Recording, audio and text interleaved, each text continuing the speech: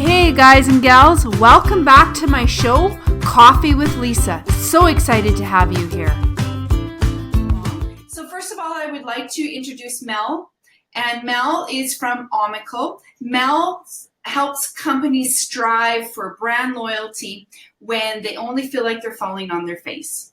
Melanie is here to share with you the secret of achieving loyalty through brand experience and why this is really actually what makes or breaks a company's ability to achieve loyalty. She's worked in radio. She's worked as a video director. She's actually worked and helped the Navy with some of their customer-based training. And she's an adjunct professor teaching communication through multimedia. Melanie is the founder of Omical, omical.com. As well as I'd like to introduce Patricia Fripp. Patricia is a Hall of Fame professional keynote speaker, an executive speech coach, a sales presentation expert, and online training guru. We are excited to have her part of our Extra Credits faculty. So for some of you who don't know what Extra Credits is, it's an online platform that provides you professional training for your continuing education, your professional development credits. Patricia is one of those very rare individuals who is an amazing speaker who also has the ability to help you be an amazing speaker. So Patricia, during your career, you've delivered well over 3,000 speeches, and you've been at 40 years of the National Speakers Association. What is your secret to keep in demand? 1, you have to be flexible. 2, adapt. 3, listen to your clients. It is unrealistic to think when you are a successful keynote speaker, that I was for many, many years, that you are always going to be the hot new face. That isn't going to work. And luckily for me, because I had always invested in coaches and training to help perfect my speaking, when people's executives and my clients started asking me, 1, can you help our executives? The answer was yes. And then what was a real turning point when a national sales manager said, Patricia, I liked your speech, but I loved how you delivered it. Can you teach our salespeople to speak that way? Because it takes us a year to deliver an hour presentation to our target audience. It's worth $9 million a year if we get the business, and we're losing sales. It has nothing to do with our offering our price. It has to do with the fact that our key competitors give better presentations than we do. So listening to clients and realizing, and this is an important lesson that I learned from one of my financial clients I was coaching to deliver a presentation at the National Speakers Association. And in her speech, she said, we suffer from recency bias. This means whatever is most recent, we believe is going to continue. So when the phone is ringing off the hook, you imagine it'll always be that way, and it won't. And when business isn't good, that you're not getting any inquiries, the phone isn't ringing, you think, I'm out of business, I better get a day job. That isn't true either. And Mel, would you believe that marketing has a big play in whether you're a professional speaker? I know Patricia always says there's no speaking, no private speaking. All speaking is public speaking, right, Patricia? Yes. And so, Mel, marketing would have a big play in that as well, right? How you position your voice, your brand. What are your thoughts on that? I completely agree. Your voice is your brand, and it's also about getting your message succinct and to the point. If somebody's inquiring about what you do and you can't get to that core message fast, you're subconsciously sending the message that you don't know what you say you do, or that you're a newbie and therefore you don't have the experience to help them go to the next level. Excellent. So we're getting some people just joining us right now. We've got a few. So if anybody who in the live audience is interested and wants to share a question with us, please pose it in the chat area and we'll happily try to answer them as we come. If for some reason you're on the feed and your question does not get answered, I will make sure that Mel or Patricia get your question and answer to you directly. Please include your email so that we can reach out to you as well. Sometimes, we love Facebook and everything around it, but if we don't have an email, sometimes it makes it very difficult to get a hold of you. So please do, for those who are joining. Thank you, Jeff and Julia, for joining us. I really appreciate it. So one of the other questions that I wanted to ask, so Patricia, who's your mentor? Who's your, and people ask, we all have mentors. You're my mentor. I'd like to know who's yours. Well, over the years, because we have to put this in the context, I would say I've had many, I wouldn't have called them mentors, but people that I learned from that influence me. Yeah. And it isn't just one, it's multiple. So when we're talking about speaking, obviously when I first went to the National Speakers Association, people who were established were people I looked up to and learned from and went to their seminars, etc. Yeah. And now what is an advantage is that there are so many individuals who can teach you. And certainly many of us have online learning programs, but we deliver webinars for free. We put our content on YouTube. So I would say I have learned from a lot in different areas because some individuals that teach you a lot. Now, certainly when it comes to social media and marketing and branding, Mel would be a mentor and we have a business relationship.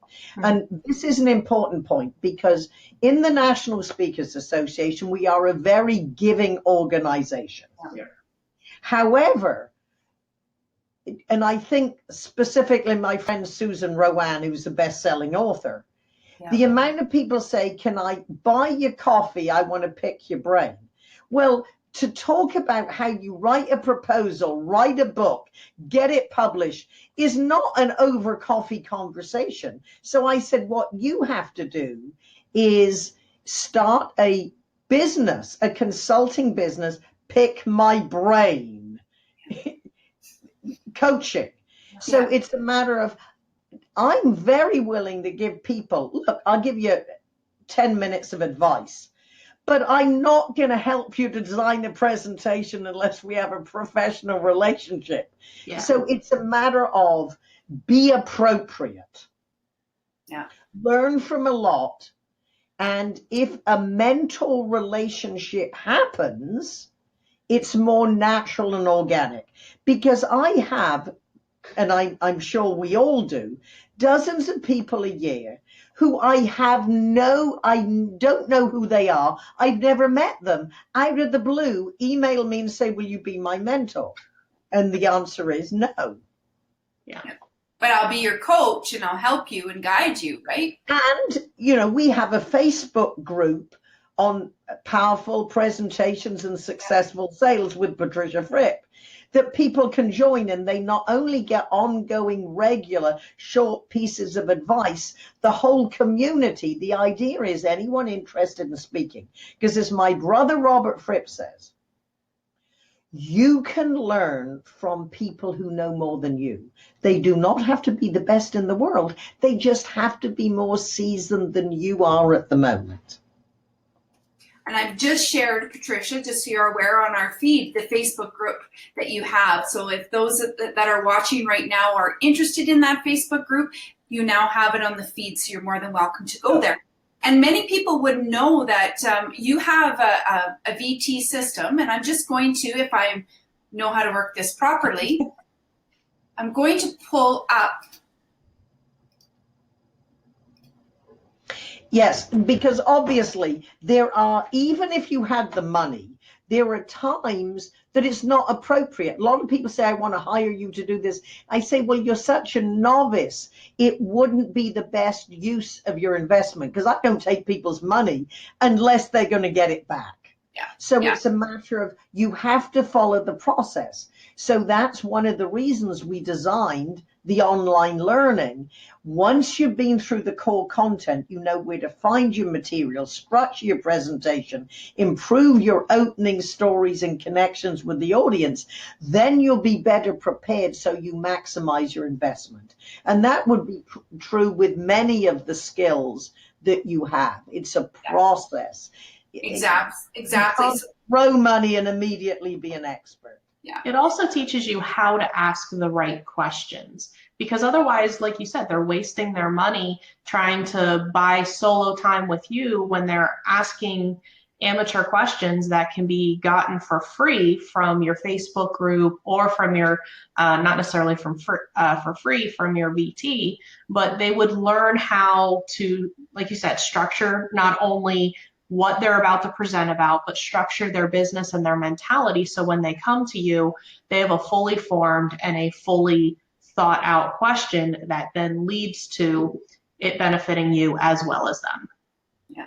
Well, and really, I mean, Patricia, you talk all the time about how, the first 30 seconds of a presentation, that's what your words matter.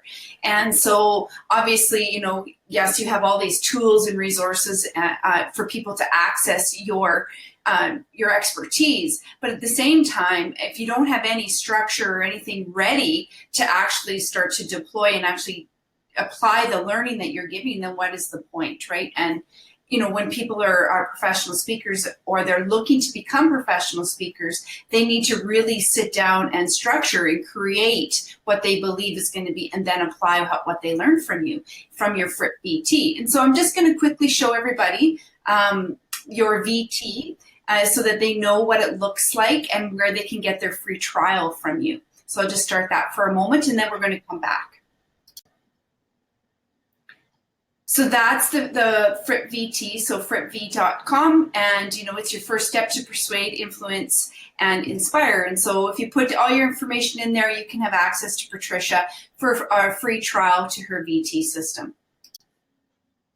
And so Mel, online learning for professional speaking and building your business is really important in the sales funnel. And lots of professional speakers and experts and influencers don't have sales funnels. And I know that because I've worked with a number of experts who don't understand what a sales funnel is and how their marketing actually plays a big role, not only in the presentation, because it's one thing to step on stage and deliver a powerful, impactful presentation. It's another to profit from beyond the stage. So how does marketing play a big role in not only the presentation, but the after the fact? It plays a huge role in the entire process, both before, during, and after. It's about being able to say your message in a way that you give them just enough that they can take action immediately, but not enough that they feel confident enough that they can do everything you talked about by themselves, that they want help beyond a certain point. And that's one of the ways that Patricia works with you is when you structure your speech, it's how do you give them enough that they understand, they're willing to embrace, they're inspired to take action, they do, and then they also reach out to you. So what is the follow-up? What is the complementary? And make sure as a part of your sales funnel, you follow up with them. I think the latest is 90% of business professionals do not follow up with prospects or even alliances. Yeah. If 90% is following up, automate it. Yeah. If that's your weakest point, automate it. It's better to have something go out than to let it go cold turkey. Yeah. And it makes it very difficult to actually go back to them. And then you have to talk to Patricia about what is the first 30 seconds that you're going to say so that it makes sense, so that when you're doing your sales presentation and your follow-up, that they're actually going to listen to you. It's the first and the last 30 seconds, because your last 30 seconds are what they remember. Patricia's line is your last words linger.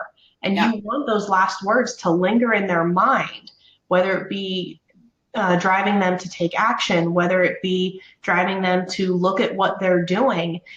Let your last words linger in their mind. You want to have, my clients tell me all the time that they get a mini Mel that sits on their shoulder, and I They have go to Fripp and Mel on my show. On all the and sometimes Fripp even does the don't use the word stuff, Lisa. I hear that all the time about the stuff part, but the mini Mel and the smack it upside the head, and I'm like, I don't beat my clients. Absolutely. So Patricia, Mel's talking about your last words linger. And so you're well known for your opening line techniques and your closing lines. So what's your advice on the opening and the closing? Well, it depends what circumstance you're in, because as you say, all speaking is public speaking. So are you in a networking event? Are you having a conversation with a prospect? Are you following up with a client? Is this a presentation, a staff meeting? Or just a meeting with your boss that you're reporting to. It's all public speaking. So as a general rule, what I would say is that many individuals, and I'm talking up to CEOs that are speaking to 3,000 customers at the user meetings, they think through what they are going to say. They do not think, how am I going to open the conversation of the presentation? So I'm challenging everybody to think through, once you've thought, what's the purpose for the meeting of the speech? What am I going to say? What content's going in? Just script your opening. It can be 2 lines. So, for example, a lot of my clients who just report to their bosses, and what do they want to know? What's the bottom line? Good morning, Mel. The purpose of this meeting is to update you with. I mean, get to the point fast. Now, if you're going to start a staff meeting, it could be as simple as, welcome to our January the 15th Monday morning meeting. And as of this meeting, we are going to take a different approach. So, I mean, so many people say, hey guys, come in, get a donut. Now let's look at our agenda. No, start off strong. Yeah. And with the presentation, of course, you got so many options. It can be a question, a rhetorical question, a story, a quote. It could be, there are multiple ways. Well, and I'm sorry, go ahead, Lisa. Go ahead, Mel. I was going to say, to build off of that, Patricia mentioned know your audience and know the intention of why you're there. How many people go to a networking function and the very first thing out of their mouth to a new person is, so what do you think about the weather? Yeah. What does that say about you as a professional or your business, that you have time to sit outside and go, oh, look, it's sunny today. It's great. Well, I know that you talk lots about Susan Rohan, and I've read some of Susan's, expertise, some of her, her blog articles and what have you. And I know that one of the things that you do, and you do very well, Patricia, is you take an advocate with you in a meeting, and you talk about that very often about having, the tag team approach, or I don't believe that that's what you call it exactly, but that's what I like to call it. Explain what that is exactly, so people who are watching understand when they are at network meetings, how do they make an impact in a room? It's a technique that Susan Rohan and I did naturally, and we got so much feedback. So, for example, she was on a radio show, and she talked about me, and in the commercial break, the host said, Patricia Fripp was on my show a few months ago, and she talked about you. And we realized that we talked about each other. And when we went out naturally, we'd introduce each other. And we realized so many people don't do this naturally. We have to teach them. And we came up with a technique called travel with your own PR agent. And so it would be a matter, and I have done this when I just found myself at professional events with other of my friends. And they always say afterwards, I am never going to an event without doing what I saw you do. And it's a matter of, so for example, if I walked up to you at an event, Lisa, and I was chatting, and then Mel walked up, What you have to do, and this is, you have to be aware, because we have turned into badly behaved individuals. You see, if a couple is making eye contact, you can tell if it is not appropriate to join the conversation. But if they're obviously engaged, it's appropriate to come up and wait there until they open the circle. And do not say, oh, in other words, I don't know you, but can you take a photograph of me with Mel? Because I've always wanted to meet her. And I turn around and say, happy to have your photograph. It's not appropriate at the moment. People, it drives me crazy. Anyway, so the third person comes in, and I would say, Lisa, may I introduce to you my friend and colleague and secret weapon, Mel. She is an expert at branding and helping ambitious professionals communicate who they are to the world before they meet them. And she not only helps speakers and professionals and companies, she is a great speaker herself, and was a past president of the National Speakers Association in her state. So it's a matter of what you do, you say about each other what you wouldn't do in polite conversation. I would say about Susan Rowan, may I introduce my friend? She's a best-selling author of 5 books, been on the front cover of USA Today and the Wall Street Journal. She's even been in Playboy. To which Susan says, yes, but not as a centerfold. Now, you have to become an object of interest to the people you talk to. So in speeches, I say, we need to speak to be remembered and repeated. Yeah. What we do is one-on-one, say something interesting. So when the people you meet go to work, oh, what'd you do yesterday? Went to the Chamber of Commerce. Oh, was it good? Yes. Great food, good speaker, met interesting people. Oh, who'd you meet? Do you know I met a branding expert? Do you know I met a best-selling author? They repeat the stories of meeting us. Yeah. Because with sales presentations, with audiences, and at networking events, and then I want Mel to tell us how you do it with branding and marketing, you speak to the audience of your audience. Yeah. What do the people who are your audience, 1, 5, 50, or 500, what did they hear? What did they see? What amuses them that they talk to someone? You're not going to believe what I heard, or you're not going to believe who I met. So Mel, how do you do that with your marketing and branding? So first of all, what makes what you do so powerful when you tag team networking functions, or even in a webinar situation like this, when you talk about me, that is testimony. That is pure power. When I talk about me, it's promotion. Yeah. And that's the huge difference that a lot of times professionals forget about.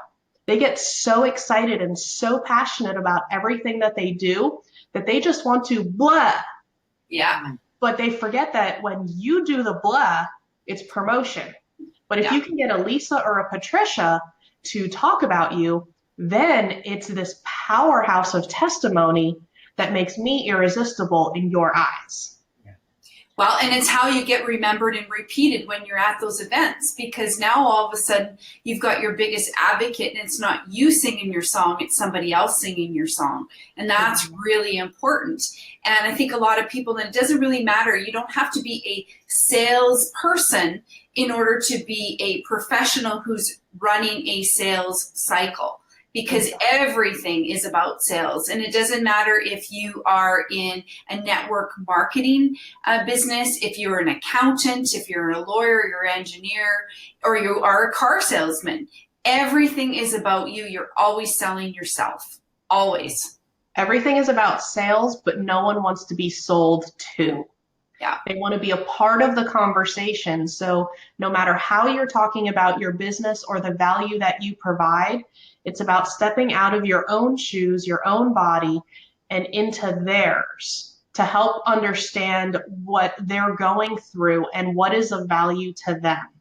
You know your business so well that you want to throw out all these buzzwords and all these fancy phrases, but that only makes you more intimidating to them. Yeah, you want it to be very conversational. Yes. And, we talk about, like you said, Patricia, bringing your advocate with you and that tag team approach that I like to call it that.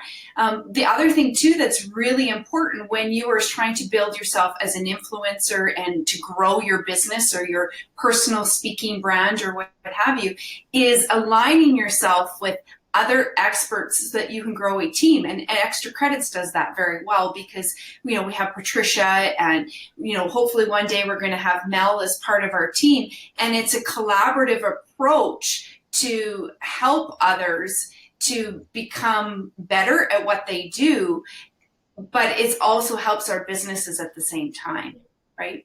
And so, Mel, one of the things that's really important, I think, in social media today is the influencer strategy, and Patricia's an influencer, obviously. Not only with her Facebook group, but with her Fripp VT, she uses hashtags. She uses the hashtag Fripp VT. You use hashtags. We use the hashtag Extra Credits.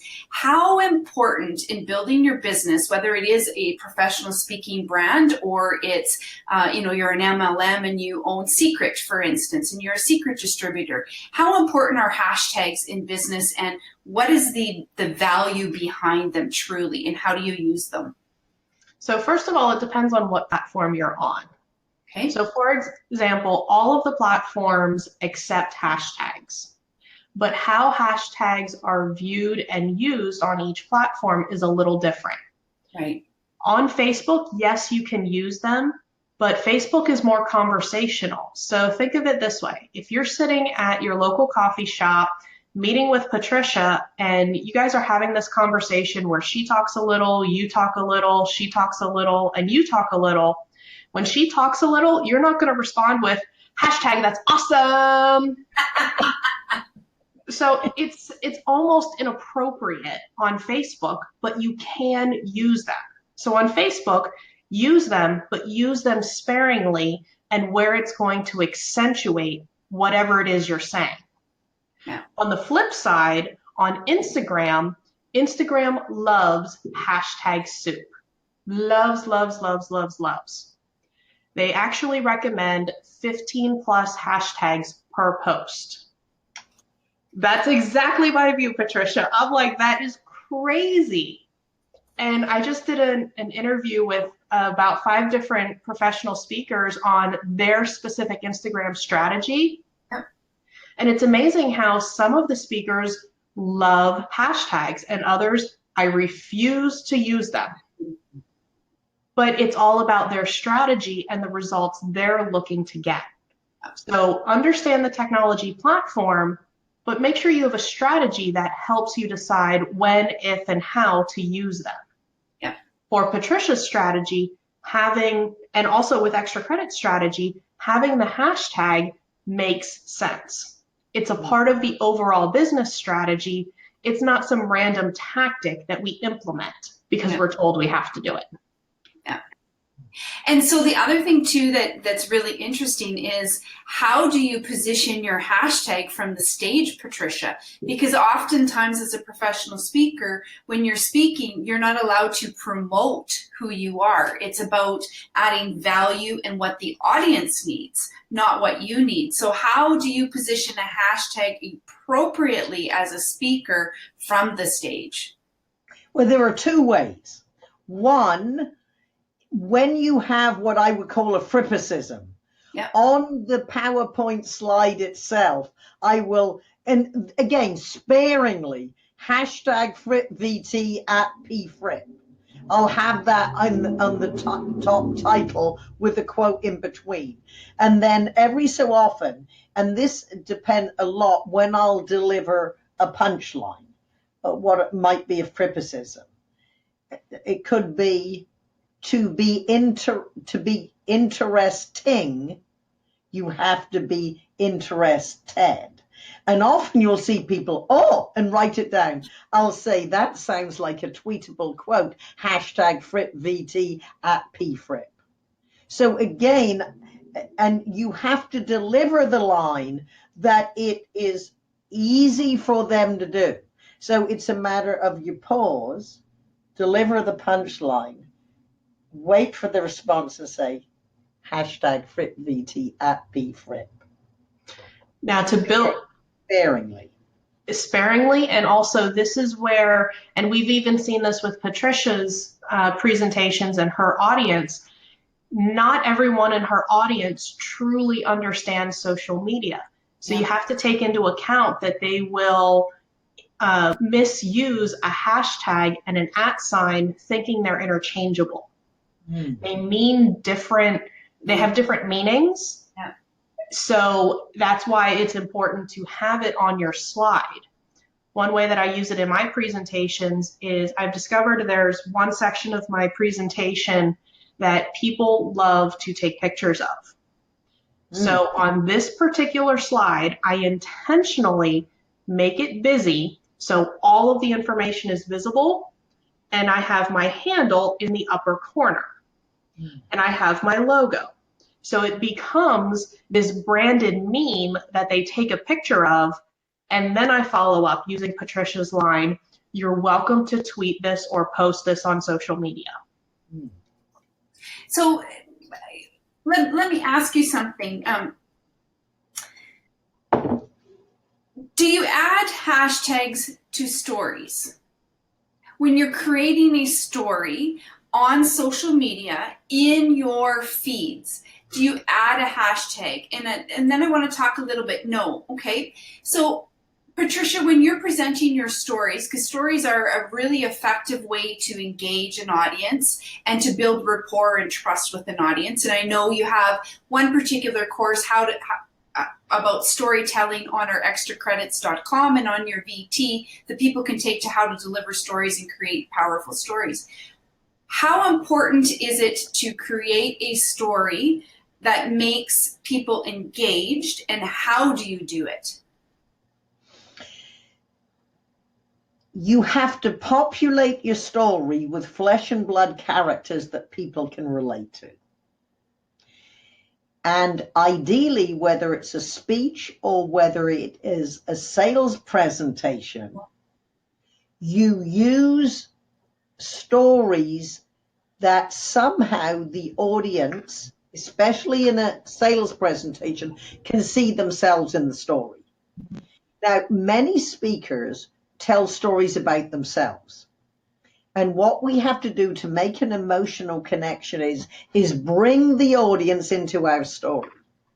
So you could say, if we had met in 1966 when I first moved to San Francisco, so I'm bringing them into, or if you've ever attended a National Speakers Association convention, or if you have been lucky enough to meet Lisa Patrick at the International Coaching Federation booth, you will remember we were the ones who wore the hats. So I'm painting a picture, but you can invite people in. And so that's making an emotional connection.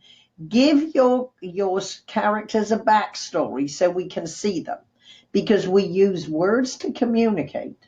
Yeah. However, an audience or an individual remembers the pictures that you create when you paint the scene. And it's a matter of how do you deliver information in a way that people can digest it. Yeah. And it's a formula I've not heard anyone talk about, but it was when, where, who, what happens. Because normally and it's even with sentences. So you might say, I went to a meeting of the National Speakers Association and I heard Mel talk about branding last month. No, what's the punchline? It was branding. So you might say, last month, when I attended a National Speakers Association convention, where I heard Melanie DePaoli, the expert in branding and social media, deliver a presentation on. And so it's what Mel talked about is the impact phrase. In comedy, it would be the punch phrase. So you put information so it's logical as well as emotional, and it helps people remember. So to explain, oh, sorry, go ahead. I was going to say, well, I don't want to step on you, but one question that I bet some of your listeners and the people who watch the replay are thinking, should you do your own social media, or you should have someone do it For you. So whatever Mel was going to say next, and then I think that, because that is a conversation, because we all get confused. I'm supposed to this, and this. How can I even make a living keeping up with social media, to say nothing? Follow up with leads fast. Create great speech people want to hear. Well, the other thing too is Mel, is people think that if you have 1,000 likes on your page, likes, oh my, I'm going to get a quick return on my investment. But that's not necessarily the case, is it? And so explain a little bit so people understand the value of what a like is and how do you get an ROI from them. I will do that in just 1 second. Let me explain why we don't want to use a hashtag for a story. If Patricia is telling that story on stage, and she hashtags it Mel Branding. Well, that is fabulous for me. She's the one on stage. She's the one who's the expert. We've immediately taken the power away from her and put it on somebody else or something else that potentially is not even in the room. So it is better for her. Now, if her permanent hashtag is hashtag Mel Branding, which it will never be, then that is fine. Then that is something she can continually use. But that's why her hashtag is hashtag FrippVT, no matter whether she's telling a story, she's promoting FrippVT, or she's sharing a Frippicism. If it's Patricia Fripp related, it's hashtag FrippVT. Make it easy for your customers to remember you, and make it easy for your next best client to find you. Yeah, and it's just like with extra credits. Although Patricia and I have a direct relationship with extra credits, and we do use Patricia's FrippVT hashtag, we also use the extra credits hashtag. And it's about creating an influence and a growing collaborative approach, and it's appropriate then, but it wouldn't be appropriate if I was on stage talking about how to get action and doing a presentation on how to be more actionable in your business, and then I used FrippVT. That wouldn't be appropriate at that moment in time. Absolutely. So I think the audience really needs to understand about the value of their hashtag specific to their brand, their business, what they do versus the team that they work with or the partnerships that they have. Correct? Yes, exactly. And you can, and we do this with both FrippVT and extra credits, we can use the hashtags in tandem. Because over time, the search engines begin to learn that hashtag extra credits and hashtag FrippVT are associated with each other. Yeah. So it builds both brands, conveys both messages, and continues to link the profiles together. But we don't do it on every post, and we don't do it every day. It's when it's relevant. And back to your point about the value of a like, it's so easy to be seduced by numbers. I will tell you up front, numbers never lie, but they also don't tell the whole truth. What are your goals with social media? Even before you establish your social media goals, what are your overall business goals? Because your business goals should be driving your social media goals. And what is the value of a like? If you get 1,000 likes on that cute kitty video that you shared, fabulous. It boosts your ego and makes you temporarily feel better, but does it drive business? Does it drive somebody or inspire somebody to pick up the phone and call you? If it does, then you should be sharing more kitty videos. But if not, accept that this is a one-time instance and share other more relevant content. I have one client that I work with, and if you were to look at her social media stats, they are abysmal. They look awful. It looks like she has no audience and nobody likes her. Yeah. However, what you don't see on social media is almost every time she sends out a social media post, somebody picks up the phone and calls her. She's either getting an interview to be interviewed on a show like Coffee with Lisa, she's landing a new client, or something to that effect, almost every time. But those don't come up in social media analytics.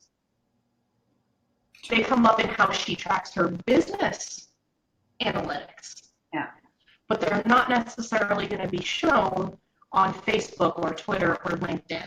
That's a very, very good point, because I think too a lot of people are misinterpreted by who the expert is, because the expert is saying I am the expert, although they're not correct. They don't have the authority to say I'm the number one expert in the world, or I have 250,000 likes on Facebook, but 249,000 of them are not relevant, or they've been bought. And there's a lot of that goes on as well in social media.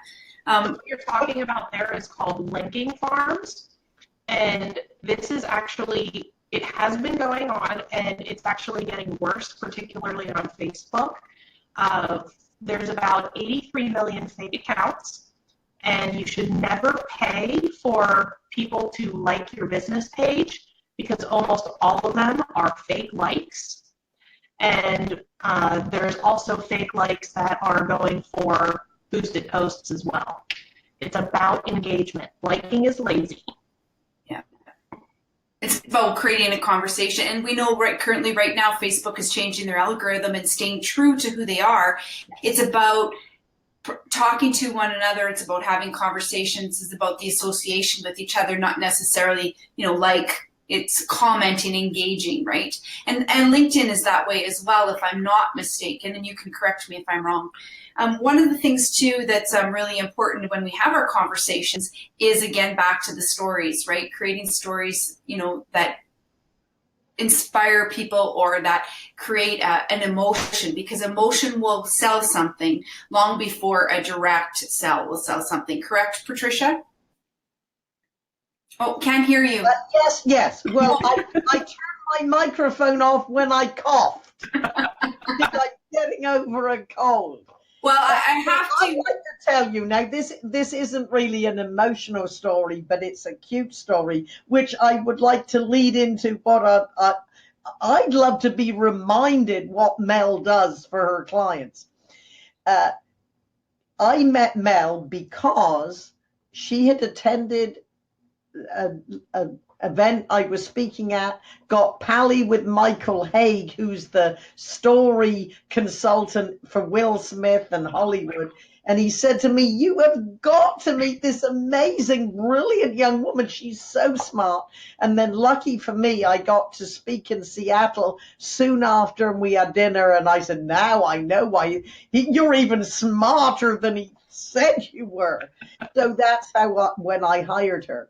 But I was delivering a program for our local chapter, our academy program. We had, obviously the promo was good. We had 175 people in the audience, which was a record. And I was schmoozing the crowd. And this is a technique I've always used. It's what I call be your own warm-up act.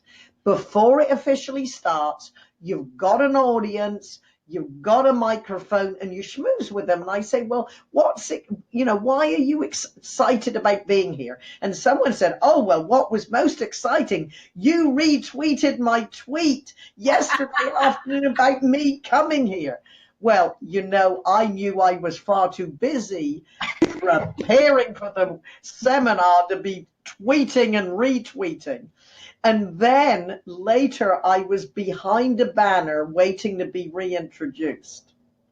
And Mel, who was tweeting for me for this occasion, and someone came up and they said, okay, I'll believe you may have retweeted that wise quote, but I know you didn't make a comment just now because I saw you standing behind the banner. So Mel, why don't you tell our listeners what you do for me, example, and then for other people, because we are busy, and if you want to be as visible as you need to be, it isn't that you don't do it yourself, but you have to have a vehicle where you are constantly working when you don't have time to. So Mel, what do you do for me and others?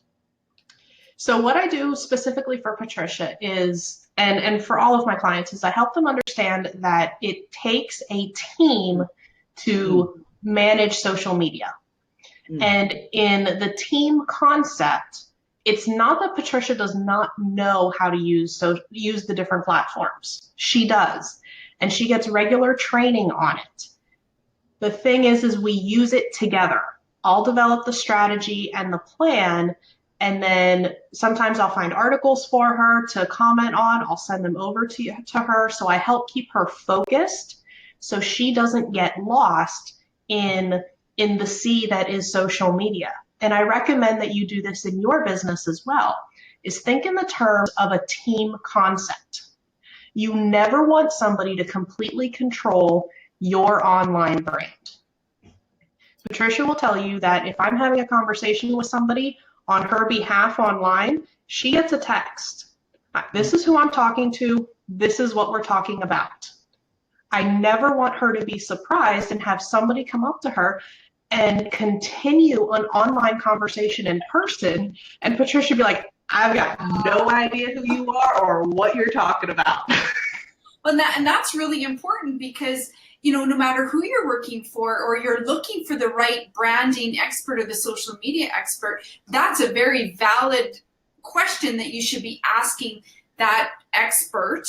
Is that a protocol that they use when working with you as a client? It's as much about, doing the interview of what do you have to offer as what you also need as the expert or as the client, right? Exactly. And also think about it from the expert perspective. If somebody's coming up to you, regardless of what your expertise is, and they're complimenting you on your online presence, and you follow that up with, oh, I hate social media, or I just suck at social media, I don't understand any of it. Yeah. It's like, oh, well, then that's not you, and you don't know what I've been reading about you. It creates a disconnect. It's a conversation stopper instead of a conversation starter. And that's exactly what the like button is as well. So for those of you out there who are interested in learning more from Mel, Patricia, or from myself, I just showed recently a slide.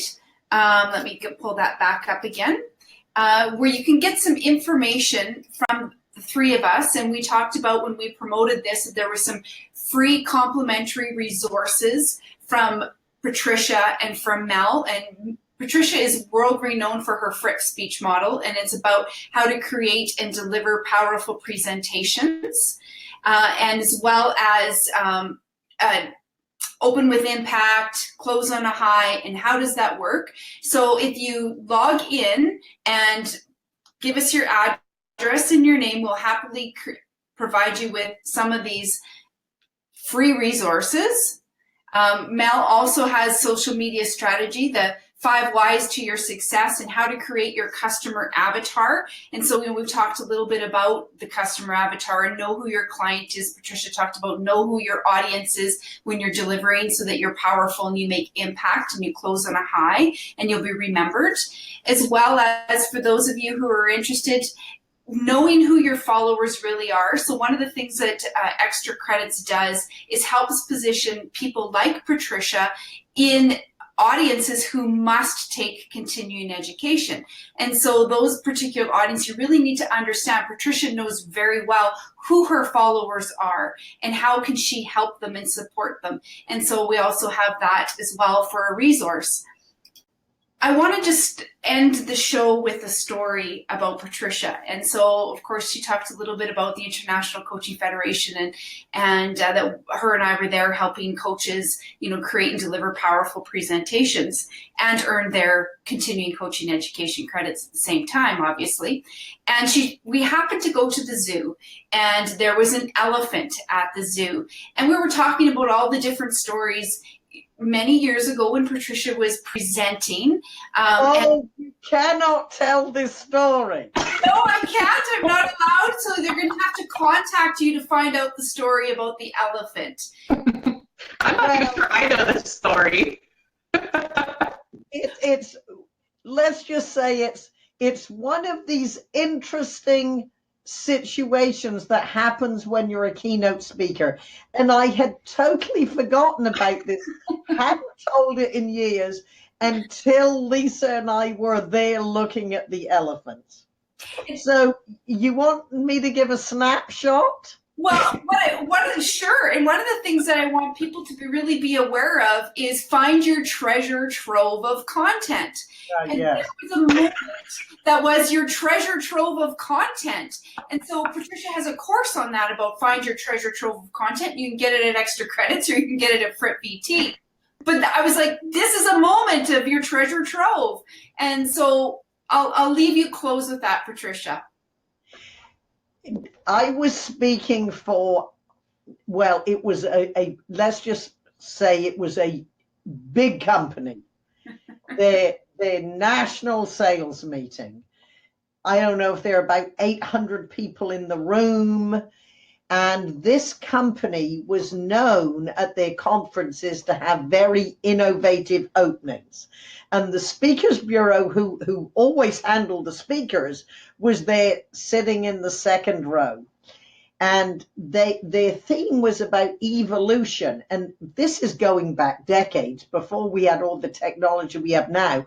And the speaker was talking to the screen, which was his grandfather, which of course was him recorded. And part of this evolution, they brought on a fully grown African elephant who walked through. Fortunately, the hotel had put down a tarpaulin, because if you can imagine what an African elephant might do, and when I say both, you know exactly what I mean. And of course, everybody did not laugh until the president of the company did. And then when he laughed hysterically, the entire room did. But that was one of my warm-up acts. Fortunately, there was a break between that opening and my speech. And I would think it would be worse for the MC than it was for me to follow. But yeah, that was memorable. And there are very few occasions in fact, there are no occasions I would tell that in a speech, except perhaps a National Speakers Association chapter. She told me this story, and I love elephants, and I love the meaning behind elephants. I love them as an animal, and she was like that. That story will resonate with me as much as the first time I met you, Patricia. And we'll save that for another day for that story. Okay. But if you were to give advice to your younger self, Patricia, what would it be? Understand technology faster.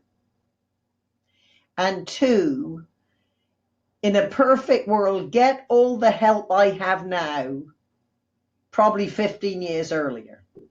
Of course, a lot of the help that I need Mel for, 15 years ago, it wasn't available. So I would say, I'm glad I said, Mel, can you help me build my brilliance? And this is my advice for any ambitious small business person.